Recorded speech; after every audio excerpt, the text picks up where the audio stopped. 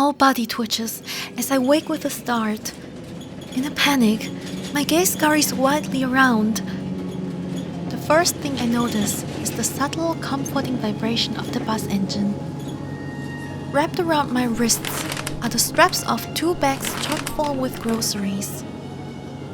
Out of the corner of my eye, I see a girl trying to hide a chuckle. As my cheeks grow rapidly hotter with each second, I quickly avert my gaze outside.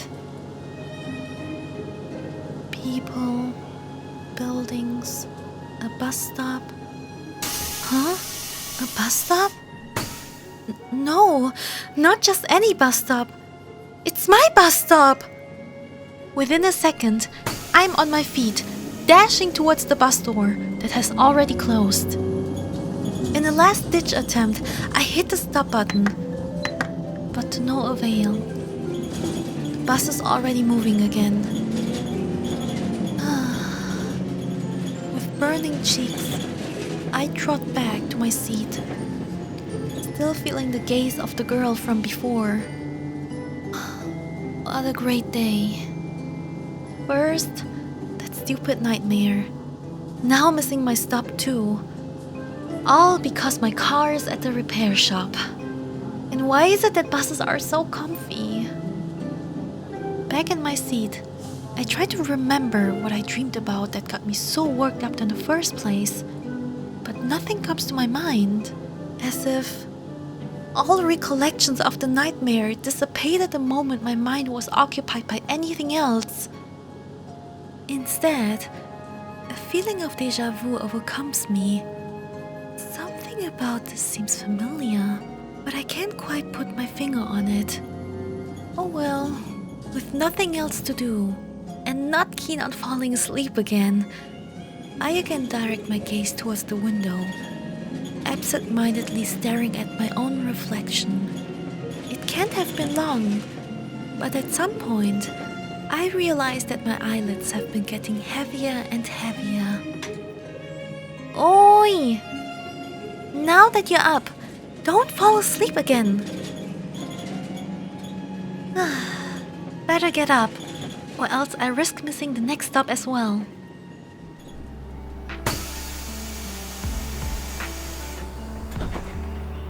As I get off at the next stop, I'm greeted by chirping that sounds like someone making fun of me.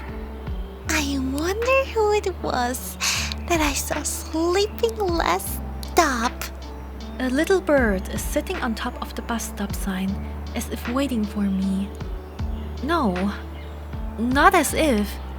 He has literally been waiting for me.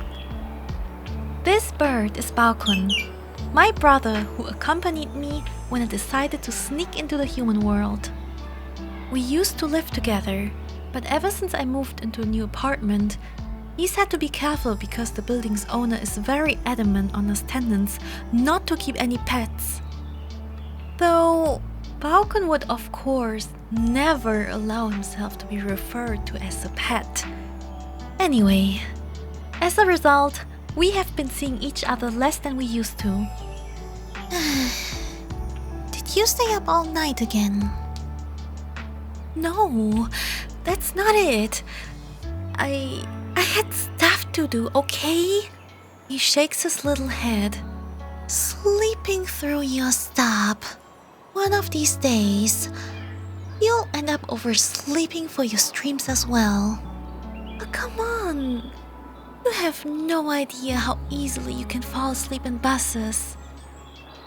Chuckling. Oh, this bird. I know that tone. But whatever. I'll let it slide. You sure bought a lot of things. Falcon remarks as he eyes the 2 big bags I'm holding, one in each hand. As I hear those words, there it is again. A heavy feeling of déjà vu. It's actually not that much by human standards. If we went by car, I could have bought a whole lot more. I just got some ingredients that I couldn't get online. For a few moments, silence sets in as the 2 of us walk and fly, respectively, past some other people. You've really settled in your human lifestyle, huh? His change of topic seems sudden, but somehow it doesn't surprise me. You're worried that I'm getting too used to being human? Yeah, I mean, you made some friends and even have the Seekers. It's like... Don't worry, Bau-kun. What? A chirp of surprise. I'll think of a way, to live in both worlds. He sighs. I don't think traveling between paradise and the human world is going to be so easy. It does take some time, Well, we'll have to deal with that when it comes up. For now, we should focus on finding all my feathers first. You're right. But still, I'm glad that you're thinking about stuff like this. Hehe. Did I exceed your expectations, Oni-chan? As I said, don't worry. Your adorable little sister won't just go off and leave you all alone. Fu, that's not what I meant. And don't go around spouting embarrassing stuff like that. For the rest of the walk home, we spent our time talking about anime and games. When we eventually get back to my building, again, another déjà vu. Opening the familiar main door, I begin to tell Bau-kun, Alright, see you upstairs. I stop mid-sentence. The room I see beyond the doorframe is not the corridor I'm expecting. It's not a corridor at all. There aren't even stairs that could lead to the upper floor, where my apartment should be. Yet, this room doesn't feel unfamiliar. In fact, it's a room I could hardly forget about. It takes me a moment to realize, but... You? What is going on? Falcon's chirping resounds from behind me. Just like last time, a certain woman with dark blue hair enters the room through a door that was not there before. On her face, a big grin. Hi, you two! Long time no see! The woman waves, visibly exhilarated upon seeing us. Witch! What is the meaning of this? The quite distressed Bau-kun flies in front of me and begins fluttering up and down, making no effort to hide his hostility towards the woman. In reaction, she smirks. Why, is this your way of greeting an acquaintance, Bao? After all that time. Many months has it been? Even years? Please excuse my poor sense of time. After all, its flow hardly concerns me these days. Miss Magician?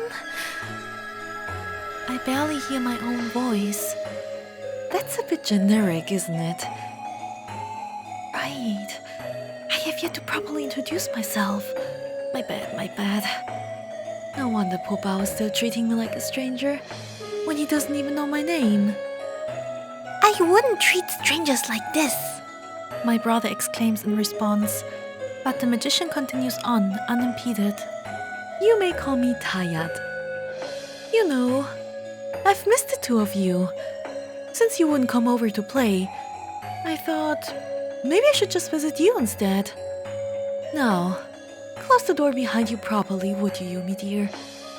After all, we don't want to draw any poor unsuspecting people into this, right? Unfazed, I comply with her request. Thank you, Yumi dear. Now, let's get to business. Business? What kind of business do we have with you? Falcon hisses. Well, you see, after our last encounter, you never came to visit me again, so... How were we supposed to? Your shop wasn't even there anymore. Besides, we're doing just fine, so why should we even come to you? As Bau-kun grows more and more heated with each passing moment, I put my hand on him to calm him down. Oh?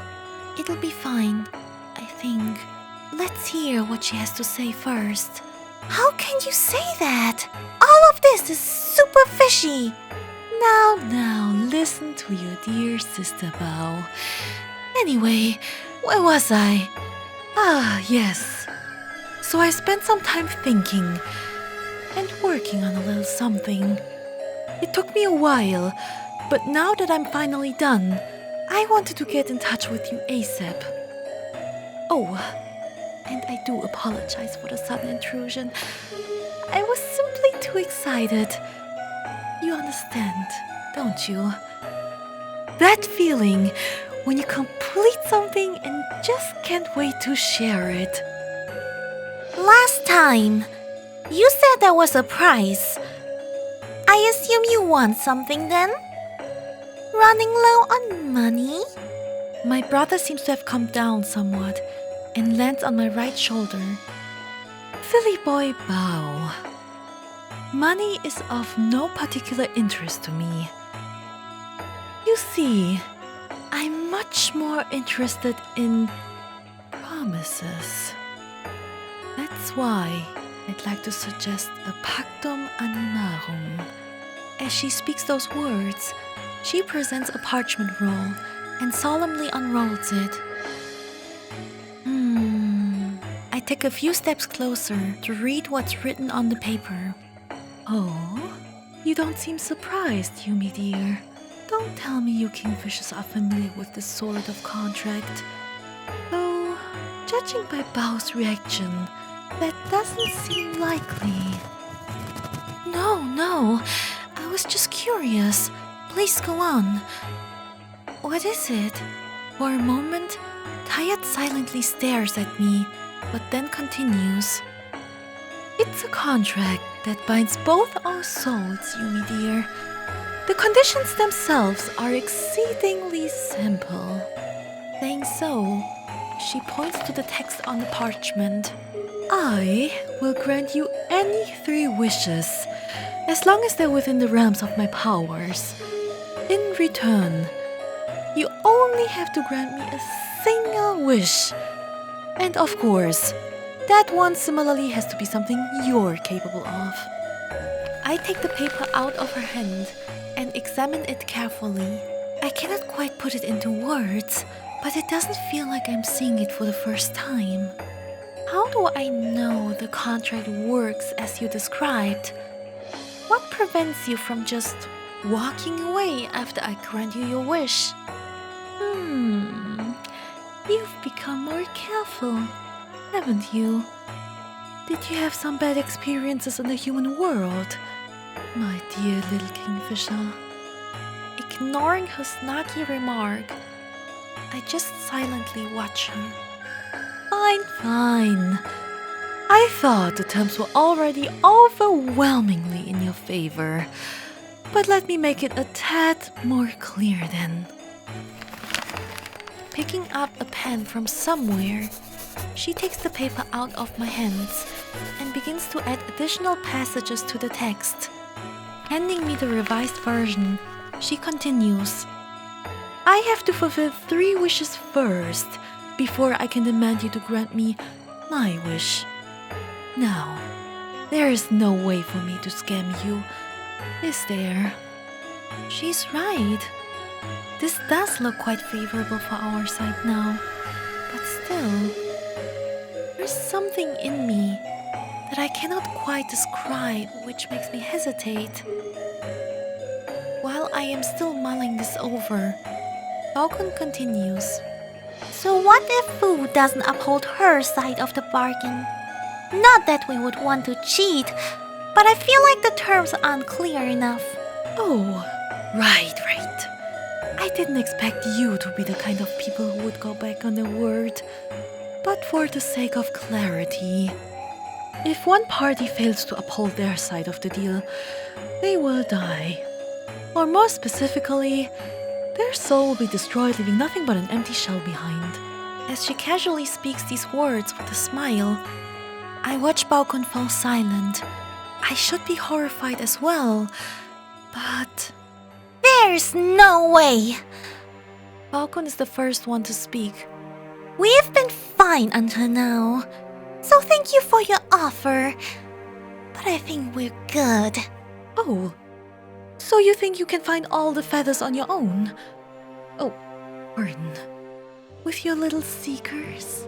It does not surprise me that Tayat would know about the seekers. A group of kind humans who have agreed to support me in my search for my feathers.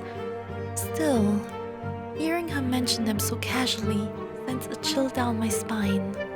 Is that meant as a threat? Will you try to get in our way if we don't do what you want?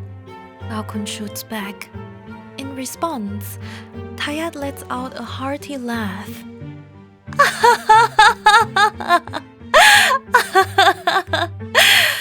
Get in your way? No. I have no intention of resorting to such petty tricks. You may not believe me, but I have no intention whatsoever to harm either of you, or steal any feathers, for the record.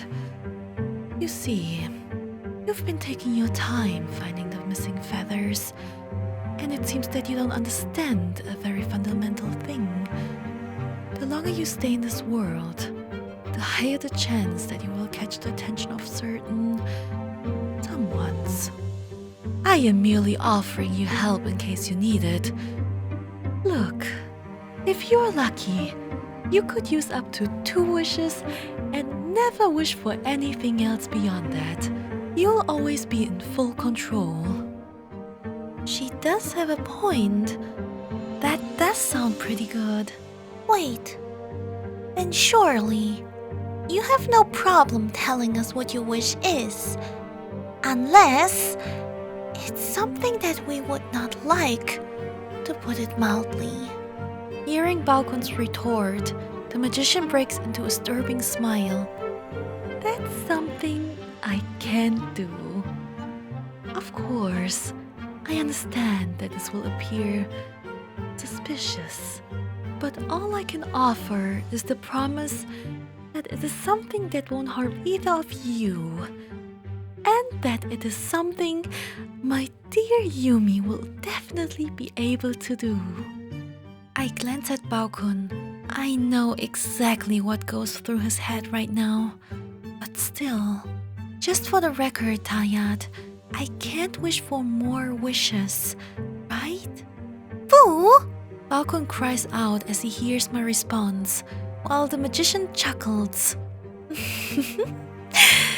Truly, you've become a lot more human over these past few years, always seeking more. Indeed, it'd be considered smart to wish for more wishes, by human standards, that is. There are so many things people would like to wish for in their life, aren't there? But alas, you can't ask for more wishes, and neither can I. That's what you were concerned about. After all, beauty lies within that which is finite. I don't really get what she's trying to tell me with those roundabout words of hers, but there's one thing I'm certain about. Alright then, let's make the deal. What are you saying, Fu? Did you lose your mind? I'm sorry, Bau-kun, but trust me on this. I feel like we will need Tayat's help at some point. You must have fallen on your head. You can't. Gently clasping my brother with both hands, I bring him up to my face and look him into his eyes.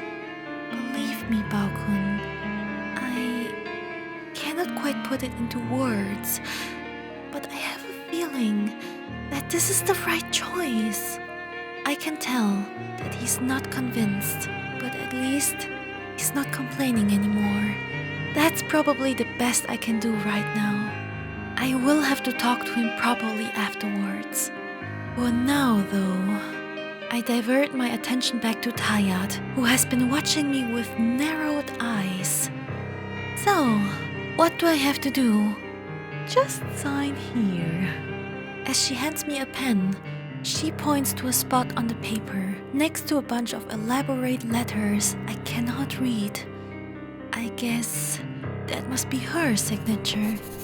Putting my name on the paper, I hand it back to her. Perfect, Yumi dear. We've got a deal. Now, take these. She hands me a set of 3 brass keys on a rusty keyring. Whenever you need my help, you can use one of these 3 keys on any door to enter my shop. Don't waste them though. After all, they are only for single use. Alright, thanks. But can I only reach you with these keys? It depends. Maybe you'll be lucky again to find your way in here, even without one. You did manage to do so once already. I wonder why she has a need to make it so hard to get into the shop, but I have a feeling that this question would not lead anywhere, so I just nod, letting out a long yawn, tired stretches. Glad this went well. Almost a bit too well. But anyway, I don't want to be rude. If you don't have any pressing matters right now, there are other things I have to attend to, so... Again, I nod and murmur another quick thanks as I turn to leave the shop. Once outside with the door closed behind us, I immediately open it again, but as expected, the shop is gone. Without saying a word, Bau-kun takes off from my shoulder and heads up. I sigh. At least he's heading for my apartment upstairs, but he's clearly mad. Not that I can fault him for that. Even for me, it still seems surreal. What wish might Tayat have that she would go to such lengths? As I ascend the stairs to my apartment, I brace myself for a difficult conversation with my brother. But I feel relieved, as if heavy stones have been lifted from my heart.